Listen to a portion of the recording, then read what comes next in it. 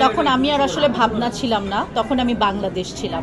জামদানি আসলে আমরা সবাই পড়ি, কিন্তু বেনারসিকে আমরা যাতে হারিয়ে না ফেলি। আমি চাই কাক পাখিকে সবাই আদর করুক, সম্মান করুক, এবং কাক যাতে ডাস্টবিনের খাবার না খেতে হয়, এটা হচ্ছে আমার ইচ্ছা। আপনাকে যদি কেউ সম্মান দেয় তাহলে আপনার সম্মান গ্রহণ করা উচিত। আমাকে যে সম্মানিত করবে আমি অবশ্যই তাদের প্রতি কৃতজ্ঞ থাকবো এবং সম্মানিত বোধ করব। এবং আপনারা সকলেই এই যে এসেছেন, অবশ্যই কোনো কারণ আছে, তার জন্যই আপনারা এসেছেন। মস্কো শহর থেকে অ্যাওয়ার্ড পেলেন এবং ঘুরে বেড়াচ্ছেন, কেমন ছিল অভিজ্ঞতা? এবং অ্যাওয়ার্ড অনুষ্ঠানে কথা বললেন, বাংলাদেশি পোশাক পরে যদি জানতে চান।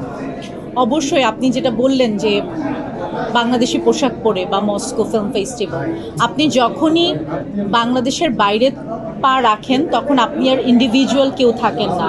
তখন আমি আর আসলে ভাবনা ছিলাম না, তখন আমি বাংলাদেশ ছিলাম। কারণ ফেস্টিভ্যালে আমার যার সাথেই কথা হচ্ছিল সেই জিজ্ঞেস করছিল আপনি কোত্থেকে এসেছেন বা আপনি কোন দেশের আর্টিস্ট। তখন কিন্তু বারবার বাংলাদেশের নামটি এসেছে। যখন আমি কান ফিল্ম ফেস্টিভ্যালে গিয়েছিলাম তখনও বারবার বাংলাদেশ নামটি উচ্চারিত হয়েছে এবং এবারও বাংলাদেশ নামটি উচ্চারিত হয়েছে। এবং আমাদের সিনেমা আর্টকোর বিভাগে মনোনীত ছিল, খুবই প্রেস্টিজিয়াস একটি বিভাগ। এবং মস্কো ফিল্ম ফেস্টিভ্যাল হলো অনেক পুরাতন একটি ফিল্ম ফেস্টিভ্যাল। সো খুব স্বাভাবিকভাবেই একজন শিল্পী হিসাবে আপনার কাজ যদি দেশের বাইরে থাকে তখন তো আপনি অবশ্যই অনেক সম্মানিত বোধ করবেন। আর এরকম বড় বড় প্ল্যাটফর্মে অবশ্যই আমি আমার দেশের কাপড়ই পরবো, আমি আমার দেশের সংস্কৃতিকেই তুলে ধরবো, এটাই খুব স্বাভাবিক। তো এবার তার জন্য আমি বেছেও নিয়েছিলাম বেনারসিকে, কারণ আমি মনে করি যে বেনারসি হলো আমাদের সবচেয়ে এক্সক্লুসিভ একটি বিষয়। যে জামদানি আসলে আমরা অনেক পড়ি এবং জামদানি আসলে আমরা সবাই পড়ি, কিন্তু বেনারসিকে আমরা যাতে হারিয়ে না ফেলি।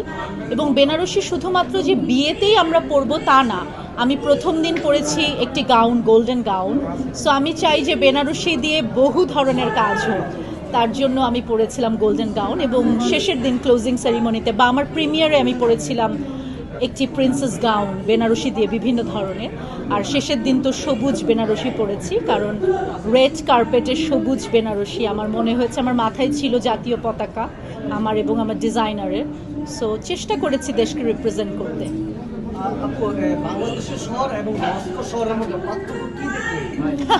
পার্থক্য বাংলাদেশ আমার শহর, এটা তো সবচেয়ে বড় পার্থক্য। আর পার্থক্য হলো মস্কোতে অনেক ঠান্ডা, ভয়ঙ্কর ঠান্ডা, যেটা আমরা কখনোই মানে বাংলাদেশে আমরা জীবনেও এত ঠান্ডা পাই নাই।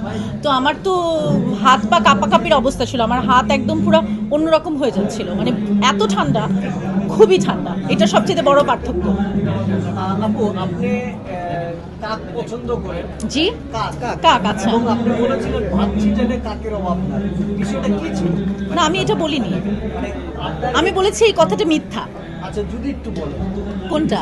মানে ভাত ছিটালে মানে আপু পূর্বাভাস এটাই আছে যে ভাত ছিটালে কাকের অভাব হয় না, কিন্তু হ্যাঁ। আপনি যখন পূর্বাটাকে মিথ্যে বললেন, এটা কোনো বিশেষ কোনো কারণ অবশ্যই আছে। হ্যাঁ। সেই কারণটা আসলে কি ছিল? আচ্ছা, কারণটা হচ্ছে কি, আমি আপনার প্রশ্নেই উত্তর আছে। আপনি বললেন কাককে আমি ভালোবাসি, তো আমি যে পাখিটাকে ভালোবাসি সেই পাখিটাকে নিয়ে এই ধরনের মন্তব্য আমার শুনতে ভালো লাগে না। আমি চাই কাক পাখিকে সবাই আদর করুক, সম্মান করুক, এবং কাক যাতে ডাস্টবিনের খাবার না খেতে হয়, এটা হচ্ছে আমার ইচ্ছা। যে টিয়া পাখিকে আমরা যেরকম জাস্ট বিকজ অফ সে দেখতে সুন্দর তার জন্য আমরা টিয়া পাখিকে খুব সুন্দর বলি, এবং কাককে আমরা অসুন্দর বলি কারণ সে কালো, সেখানেই আমার সমস্যা। যে মানুষকে এই যে দেখে যে বিচার করে ফেলা, সেখানেই আমাদের সমস্যা।